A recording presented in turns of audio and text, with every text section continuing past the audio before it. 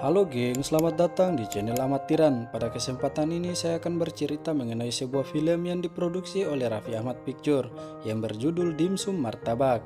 Film ini rilis 15 Juni 2018 yang dibintangi oleh Ayu Ting Ting, Boy William, Aco Cekinwa, Meriam Belina, dan masih banyak lagi yang tidak dapat saya sebutkan satu persatu. Daripada penasaran, langsung saja saksikan filmnya. Namun sebelum lanjut, persiapkan secangkir kopi dan cemilan agar tontonan kita tambah berkualitas. Let's go! Oke.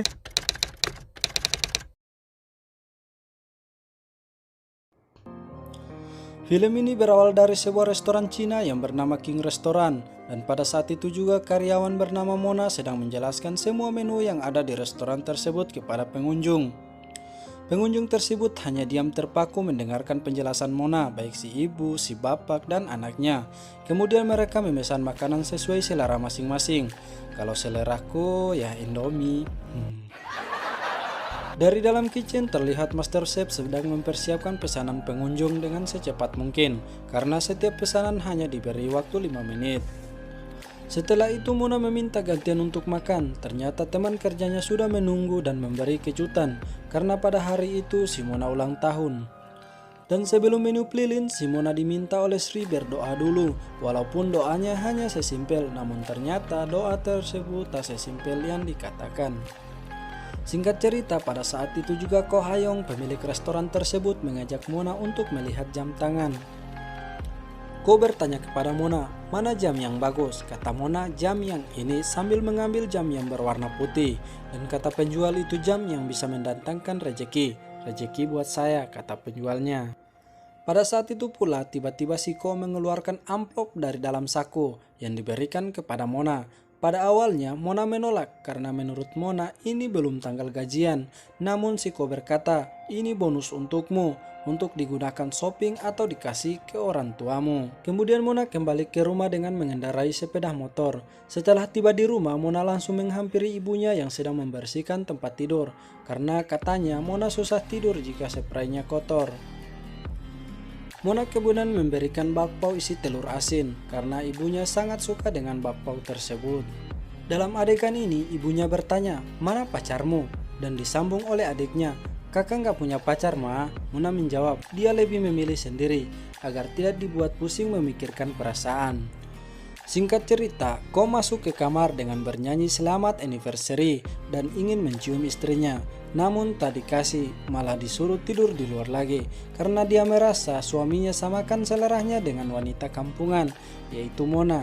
Dia juga meminta agar Mona dipecat dari restoran, dikarenakan Mona karyawan kesayangan mantan istri si Ko yang telah meninggal. Keesokan harinya, si Ci datang ke restoran dan memanggil Mona untuk duduk ngobrol. Ci juga menanyakan jika Mona sudah berapa lama kerja di restoran itu. Mona dengan kepolosannya mengatakan jika dia sudah bekerja selama 3 tahun semenjak Ci Tina masih hidup, yaitu istri pertama Ko Ah-yong. Pada saat itu juga si Ci langsung to the point jika dia merasa si Mona ini punya maksud ingin menggantikan posisi istri pertama. Walalah, ternyata si Ci cemburu. Karena si Ko takut pada istrinya, dia hanya mendengarkan ocehan istrinya kepada Mona dari meja kasir saja. Pada saat itu juga si Ci langsung memecat Mona karena si Ci tidak mendengarkan penjelasan Mona yang mana dirinya tidak ada apa-apa dengan Ko Ah-yong. Pada malam itu Mona kembali ke rumah dengan wajah yang sedih. Sesampai di rumah, ternyata ada pihak bank yang akan menagih. Dia juga menunjukkan surat tagihan bunga bank selama 6 bulan. Mona hanya bisa membayar tagihan selama 2 bulan saja dan minta waktu perpanjangan. Kok sama kayak aku minta waktu perpanjangan ke bank? Pada adegan ini, Mona terlihat sangat sedih. Di tempat kerja, dia baru saja dipecat dan sesampai di rumah malah mendapati pihak bank yang menagih. Mona hanya bisa menangis, menatap dan memeluk foto keluarganya karena Mona merupakan tulang punggung keluarga setelah ayahnya meninggal. Adegan pun berpindah ke sebuah mobil yang menjual martabak. Martabak ini diberi nama martabak Soga karena pemilik tempat tersebut bernama Soga yang ditemani oleh Dudi, biasa disapa Ndut. Selang beberapa detik datang 3 orang anak muda. tapi mereka ini belum langsung memesan makanan. Mereka hanya meminta password wifi. Karena Sindut ini kesal, dia bilang saja kalau passwordnya 3 orang masuk neraka. Namun si Soga percaya anak milenial ini pasti akan memesan martabak. Pada malam itu juga Mona mencari kerja lagi, tapi belum beruntung karena posisi yang dilamar sudah diisi oleh orang lain. Kemudian Mona menerima pesan dari adiknya jika ibu Mona ingin sekali makan martabak. Mona mampir ke Martabak Soga untuk membeli pesanan ibunya, dan ternyata tempat itu sudah ramai. Mereka berdua terlihat kewalahan karena banyaknya pesanan. Tiba-tiba datang mobil sport berwarna kuning yang merupakan pacar si Soga ini. Dia meminta Soga untuk berhenti jualan. Katanya, buat apa lagi jualan martabak? Cuman bikin capek-capek saja. Di rumah, ibu Mona sudah mau makan martabak, tapi dia hanya kangen dengan bakpao isi telur asin. Tapi setelah makan martabak Soga, si ibu dan adiknya Mona merasa martabak ini sangat enak. Setelah selesai bekerja, si Soga melihat postingan pembeli di Instagram dan melihat Mona yang keenakan makan martabak. Soga merasa lucu dan berniat memberikan 1 martabak gratis. Mona terus berusaha mencari pekerjaan. Kali ini dia diterima bekerja. Namun Mona yang tidak mau bekerja di tempat ini karena tempat ini merupakan diskotik yang pekerjaannya hanya melayani laki-laki hidung belang. Mona segera bergegas pergi, namun baru beberapa meter dia sudah disetop seorang wanita yang lagi mabuk dan dikiranya Mona ini seorang tukang ojek. Keesokan harinya, Dudi atau yang biasa disapa Ndut ngobrol dengan wanita yang mabuk saat malam itu. Namanya Olivia, ternyata teman Soga dan Sindut ini. Ndut bertanya, siapa wanita yang mengantarkannya pada malam itu? Karena Ndut dan Soga melihat ada wanita yang mengantarkan Olivia. Olivia pun menjawab kalau nama wanita itu adalah Mona. Dia merupakan seorang tukang ojek. Adegan pun berlanjut pada malam hari. Mona dan adiknya yang bernama Lisa datang ke tempat Martabak Soga untuk mengambil hadiah yang diberikan dengan menunjukkan postingan pada Instagram. Karena martabak ini tidak bisa dibawa pulang, mereka harus makan di tempat. Namun Mona merasa tidak nyaman karena tempat tersebut banyak sampah dan tempatnya tidak teratur. Lisa melihat lowongan pekerjaan dan dia menawarkan dirinya dan Mona untuk bekerja di tempat itu. Mona sempat menolak, tapi adiknya ini berkata, kita butuh uang untuk membayar hutang. Mona akhirnya ikut saja, dan dia juga berniat untuk merubah sistem di tempat itu. Keesokan harinya, Mona mulai bekerja sama dengan Soga. Dia memperbaiki sistem dan flow yang ada di tempat itu, agar supaya tidak berantakan dan terlihat bersih. Mona juga menjelaskan bahwa harus menyediakan tempat sampah, dan setiap Lisa mengantarkan makanan, dia akan memberitahukan kepada pelanggan bahwa sampah dibuang pada tempat yang telah disediakan. Mona juga menjelaskan hal yang paling penting dalam servis makanan harus tersenyum dan langsung dipraktekkan kepada Soga yang membuat Sindut berkata dengan logat khas Bugisnya, meleleh sudah ini martabak keju, deh. Setelah seharian bekerja, mereka balik dan di mobil Dudi bertanya ke Soga, apa Soga tidak punya niat untuk pacari Mona? Dudi juga berkata jika Mona cocok dengan Soga. Percakapan yang sama juga terjadi antara Mona dan Lisa. Lisa berkata bahwa Mona cocok dengan Soga, cocok dalam segala hal. Singkat cerita, malam itu Mona dan Soga berdansa untuk mengajari Lisa bagaimana cara berdansa. Namun, tanpa diduga mantan pacar Soga datang untuk menemuinya. Sementara itu, Dudi menjelaskan kepada Mona dan Lisa bahwa cewek ini meninggalkan Soga karena dapat laki-laki yang lebih kaya. Terlihat dari wajahnya, wanita ini ingin meminta maaf dan ingin kembali bersama Soga. Tanpa tahu apa yang dibicarakan, Mona dan adiknya bergegas pulang. Kemungkinan Mona merasa cemburu melihat Soga dipeluk oleh wanita ini. Di malam itu juga, Soga langsung menemui Mona. Mereka makan nasi goreng bersama. Mona menceritakan semua kehidupannya kepada Soga.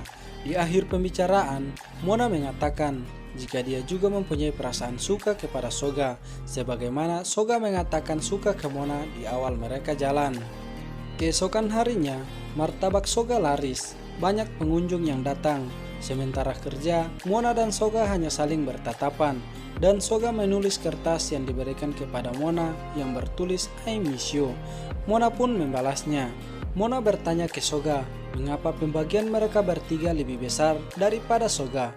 Soga pun menjawab, mereka lebih membutuhkan, apalagi Mona butuh uang yang lebih banyak.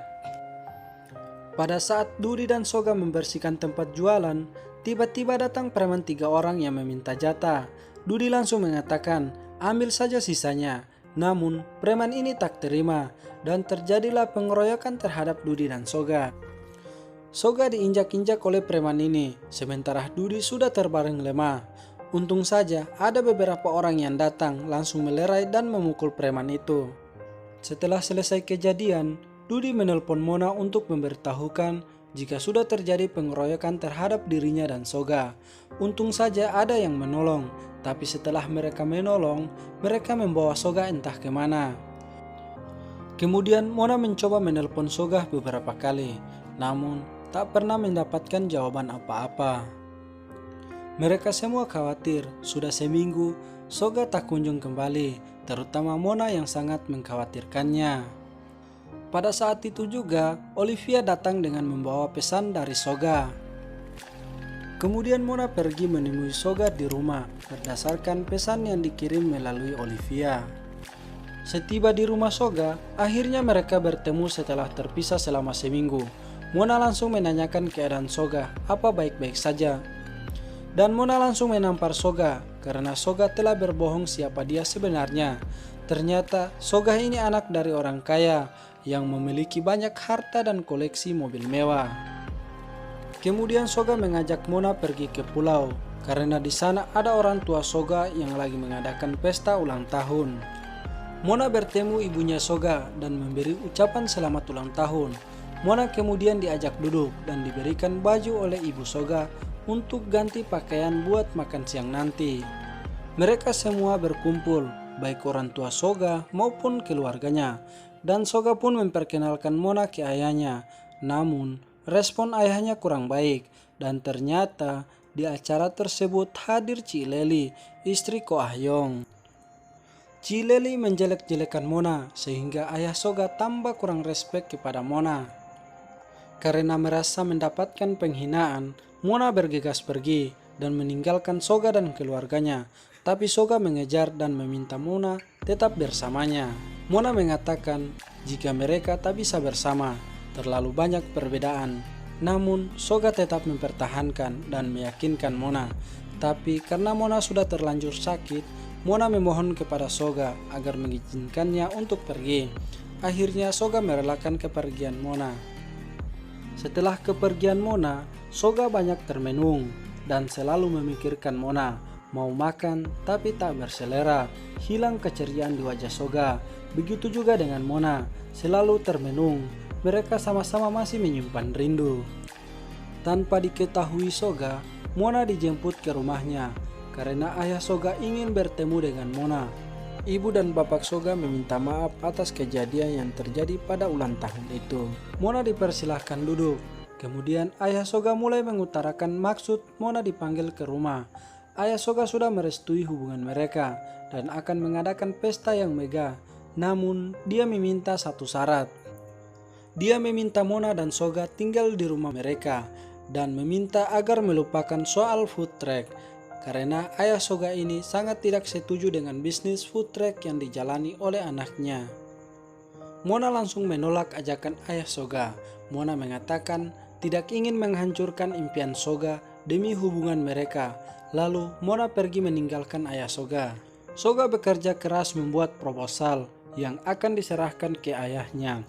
Ayahnya menerima proposal itu setelah dinasihati oleh ibunya dan membiarkan Soga dengan impian bisnisnya itu. Dan baru itu wajah Soga kelihatan bahagia. Singkat cerita, Mona menemui Ko Ah Yong di restoran.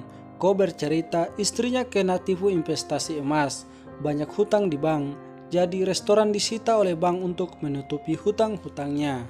Ko meminta Mona bertemu bukan untuk mendengarkan cerita sedihnya, tapi Ko meminta Mona mau bekerja di restoran anaknya yang ada di Sydney, karena anaknya belum ketemu dengan orang yang tepat untuk membantunya. Sebelum bekerja di Sydney, Mona mendapatkan surat. Surat tersebut dari Soga yang menyatakan dia masih cinta dengan Mona, dan jika Mona merasakan hal yang sama, Soga menunggu di luar. Kemudian Ko berkata, jika Mona ingin pergi, silahkan, tidak apa-apa. Dan Mona pun keluar untuk menemui Soga yang sudah menunggu. Pada saat Mona keluar, dia tidak mendapati Soga, namun ada sepucuk surat yang isinya hanya sebuah kalimat berawal dari satu food truck di Jakarta dan sehelai foto yang mengisyaratkan Mona harus pergi ke tempat itu. Kemudian Mona jalan lagi dan mendapatkan satu pucuk surat di tempat yang sama persis dengan foto pertama. Mona membukanya, isinya hanya sebuah kalimat dan foto lagi. Mona terus berjalan dan sampai di tempat yang sama persis dengan foto pada surat kedua. Namun di surat ketiga ini, Soga hanya menulis untuk mewujudkan semua, dia membutuhkan Mona dan menyuruh Mona untuk menunggu di tempat itu. Soga datang menyapa Mona, mereka berpelukan karena sudah lama tak berjumpa. Mona mengira jika Soga telah menyerah. Mona menanyakan maksud dari tulisan itu. Soga berkata, jika itu sebagian dari proposal bisnis kuliner yang diajukan ke papanya. Di situ juga Soga meminta Mona untuk menemaninya mewujudkan semua mimpi. Soga sangat membutuhkan Mona dalam bisnis ini, tapi Mona belum menjawab jika dia mau atau tidak. Mona hanya meminta pergi makan dulu. Lalu mereka pergi ke tempat makan, dan di situ juga Soga meminta Mona menjadi partner hidup selamanya, sambil memperlihatkan cincin yang menandakan Soga akan melamar Mona. Soga memintanya sebanyak 2 kali. Mona hanya tersenyum dan mengatakan mau menemaninya. Akhirnya Mona dan Soga menikah di Sydney. Pada adegan terakhir, diperlihatkan Soga dan Mona sudah memiliki anak, dan film pun berakhir dengan si anak ganteng yang lucu dan imut. Terima kasih telah menonton video ini. Jika masih banyak kekurangan, silakan diberikan saran. Dan jangan lupa di like, share, komen, dan subscribe.